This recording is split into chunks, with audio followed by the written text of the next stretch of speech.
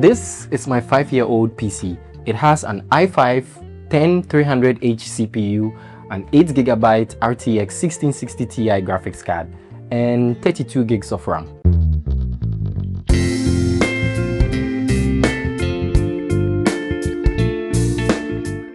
This PC has served me well over the years. However, it has quite a number of shortcomings, the most noticeable being overheating. I mean, I live in Ghana where the temperature is quite high. This is the temperature of the room as I shoot this video. I tried cleaning the PC and repasting the CPU, GPU and VRMs at least once a year. I even made holes in the bottom of the case and tied a 120mm fan to the base of the desk bracket for better air intake. In the end, nothing worked well, at least not in the long run. As a last resort, I tried undervolting my CPU, but my i5 10300H was not compatible with Intel's extreme tuning utility. Okay. The other problem was the sheer amount of time it took to get things done on this PC. I mean, it often froze or hung, and the fans would be at full blast even when I wasn't doing anything. After some research, it became clear that a custom PC was the way to go. Here are the parts I chose and why.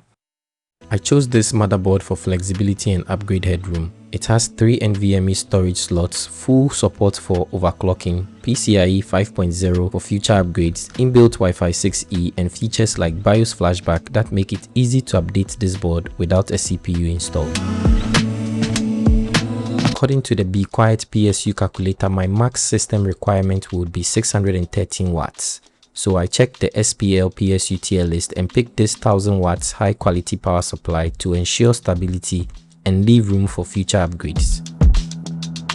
I used an anti-static wrist strap during the build to prevent any static discharge from damaging sensitive components. It's not strictly necessary, I used it just to be safe.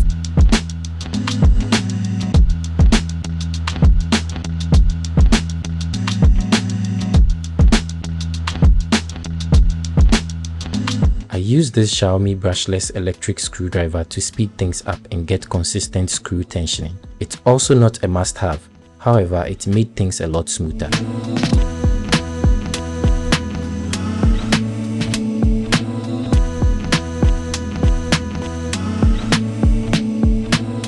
Check the video description for all tools and parts used in this video.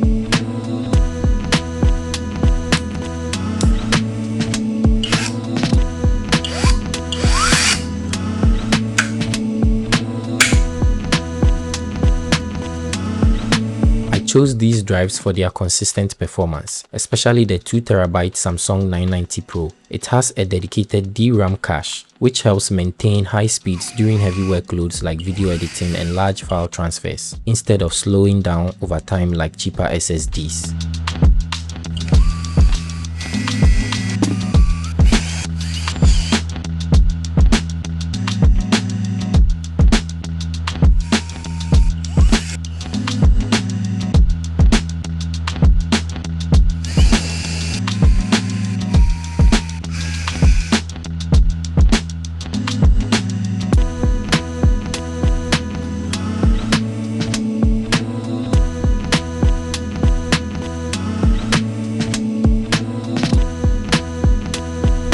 I chose the Ryzen 9 7950X because it was on sale during the time I planned this PC build, also because it has 16 cores and 32 threads that makes it ideal for heavy workloads. I chose this memory kit because it's known to be stable and work well with Ryzen systems. Also, 32GB is the sweet spot for my workflow. I used the manufacturer's recommended slot A2 and B2 for stable RAM operation.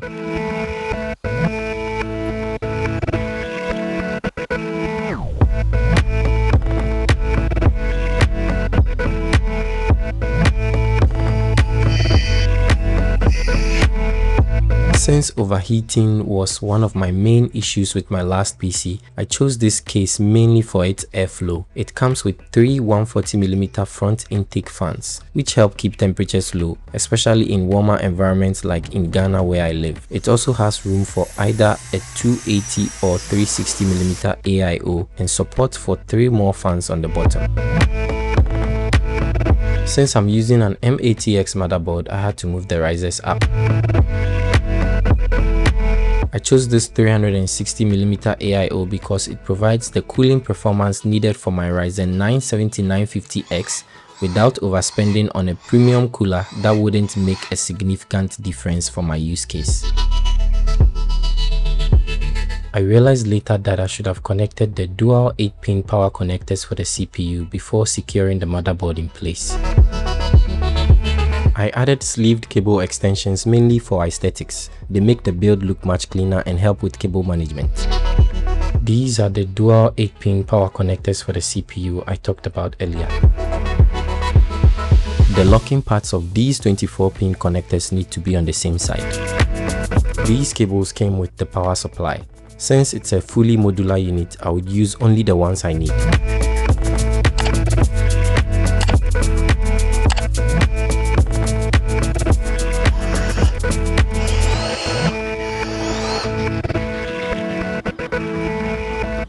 I wanted to use these 120mm thermal right fans for the base of the build, but I changed my mind. More on that later.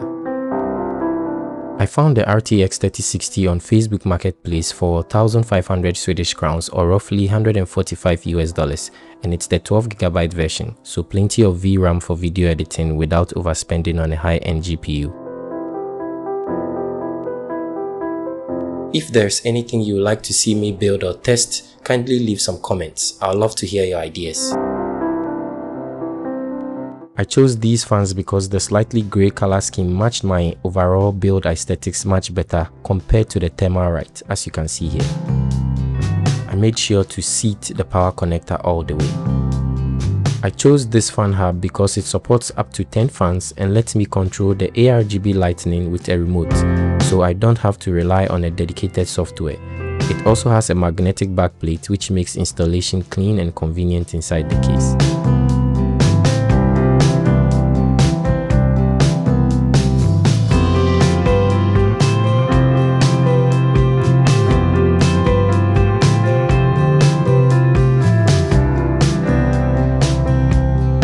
This is what my fan wiring looks like. I used 3 channels. I chose this cable to ensure there is no limitation between my graphics card and monitor.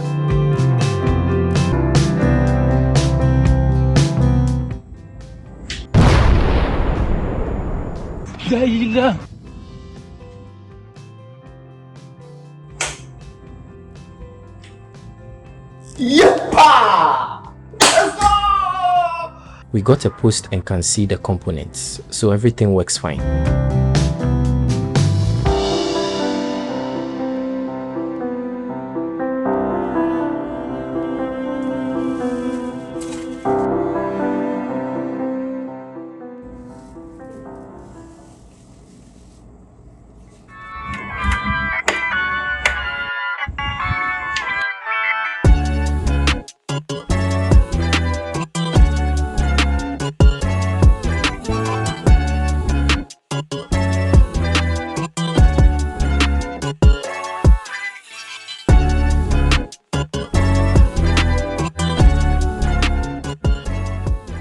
To install Windows, I searched Windows Creation 2, followed the prompt and inserted this high-speed USB Type-C flash drive. When the download was completed, I plugged the drive into the new PC and continued the Windows installation process. When you get to the internet connection page, press and hold Shift F10. This would open a command prompt window. Type OOBE/bypass RNO and press enter. Now select I don't have internet.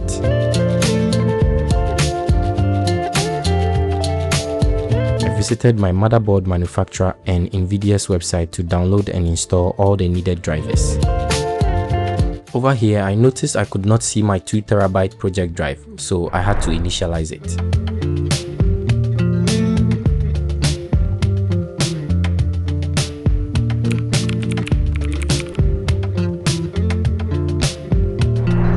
And there it is.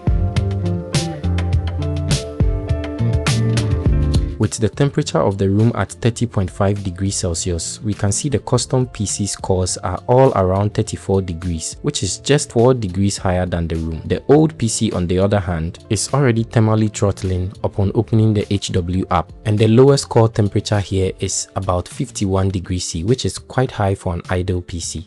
Here I measure how long it takes for my editing software to open, and it's about 6 seconds for the custom PC, and the old PC opens 3 seconds later. I also measured how long it takes to open a project, in this case the last video on my channel. As seen here, the custom PC took about 14 seconds and the old PC opened 24 seconds later. When resizing project timelines, the old PC lags behind by 2 or 3 seconds. One of the biggest issues with my old PC was rendering time. I spent way too long waiting, especially when making corrections before uploading to YouTube. I was quite happy to see that the new build was over 4 times faster and took 1 minute 50 seconds compared to the old PC that took a whopping 7 minutes 38 seconds. I connected both PCs to my home network and ran an internet speed test while at it. I used this browser-based benchmarking tool to measure the responsiveness of web applications on both PCs, because most of my work is done in a browser or online. Overall, the custom PC is a massive upgrade. It's cooler, quieter, and more responsive, with rendering alone being over 4 times faster. For me, this means spending less time waiting and more time creating. The fan hub I used also came with this remote that allows you to change the colors quite quickly. You can also lower the brightness if it's too strong, or you can turn it off completely if you are not a fan of RGB. Let's take a look at how things are configured. The CPU fan channel is connected to the 3 fans on the AIO. Channel 3 controls all the remaining fans in the case. The AIO pump is also connected to its own channel. I also enabled Expo, which allowed my RAM to run at 6000 MHz instead of the default 4008. Looking at the fan curves, I have set the CPU fan to run at about 40 to 50% its max speed on average. It then ramps up as the CPU gets warmer. Fan channel 3 is set to a much lower duty cycle because there are 6 intake fans, 3 of which are 140mm compared to the 4 120mm exhaust fans, so there is likely more cold air in the case at any given time, hence the need for channel 3 to run slower and ramp up only when necessary. Since the CPU is always doing some work even when the PC is idle, the AIO pump is run at about 80% duty cycle and ramped up when the CPU gets warmer. All these settings work to keep the CPU cooler overall, extending its lifespan. Kindly like this video to show your support for the channel. If you are new here, please subscribe to stay in touch on how to design and build more cool stuff. See you in the next one.